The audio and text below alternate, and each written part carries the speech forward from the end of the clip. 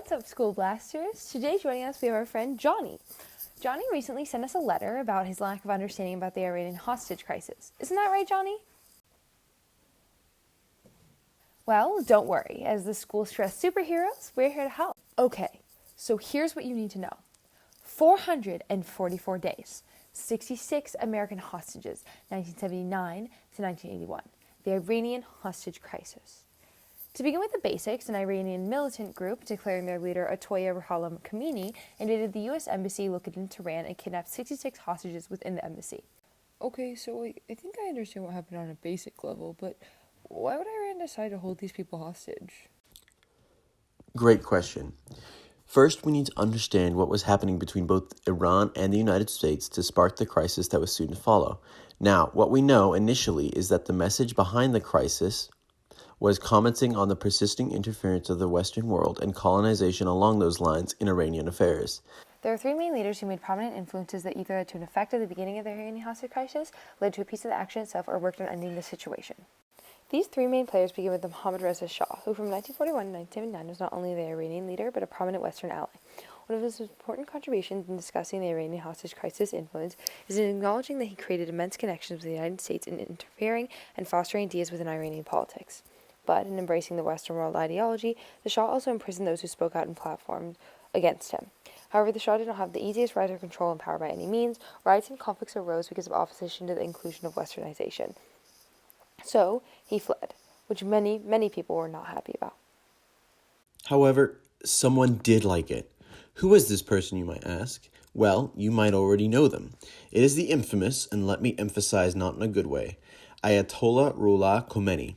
Okay, so ARK, or Ayatollah Ruhollah Khomeini, now he was so utterly opposed to the Western world approach that he spoke out publicly. But remember, the Shah, being immensely sensitive about this, wanted to censor what Khomeini was spreading, landing Khomeini in an arrest. Of course, now people wanted to pay attention and were slowly taking Khomeini's side.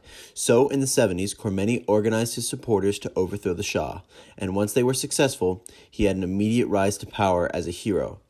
Now in opposition of the Shah, he held a very anti-Westernization platform. Okay, I guess, but wait, if this deals with the U.S. Embassy, aren't they involved too? Yes. Well, this is actually a very important piece of history for Jimmy Carter, the United States president at the time. Yes, Jimmy Carter played an important role as he pushed that his administration would use diplomacy first in order to resolve the issue peacefully. However, the question posed to the audience, do you think he followed through with his ideology to the end? He also made an executive decision surrounding the financial dealings with Iran and some large. Now, okay, you've heard about the negotiation, you've heard about all the technicalities, but you must be thinking 444 days in activity must have been an extremely long amount of time. And it really was. Days and days droned on, but for the negotiation, every minute that passed was a ticking time bomb. To understand the severity of the situation, a key timeline of large moments that happened over the span between 1979 and 1981 is extremely important. On November 4th, 1979, the seizing of the embassy began and 98 people are taken hostage by a group of Iranian protesters. Now, skip ahead 6 days. On November 12th, one of the first prominent strategic moves made by Jimmy Carter is enacted, when the oil imports from Iran were all halted, meaning that the U.S. oil consumption was decreased by around 4%, which is a super large amount in discussing oil needs within the U.S. Skipping another 3 days, on November 15th, one of the hostages is released from captivity, a cook.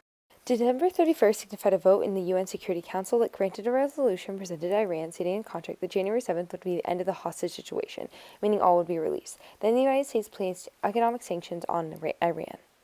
So, there's lots of diplomacy and also heated tensions rising and happening. Yes, exactly. Days and days turned on for both the American and Iranian government, summarized and existing through immense communication, turmoil, diplomacy, agreements, termination of those, hostage situations, and ransom foundations. A total of $24 billion, may I add. Finally, matching the release of hostages following financial agreements, and the following hostages were released from captivity prior to Reagan taking over the White House office. Carter's inability to negotiate the release of the hostages was really an undoing for him. See, by this point in history, global media coverage had become a big deal for re-election, and of course, 1980 is an election year. Of course, Carter loses the 1980 election to Republican nominee Ronald Reagan.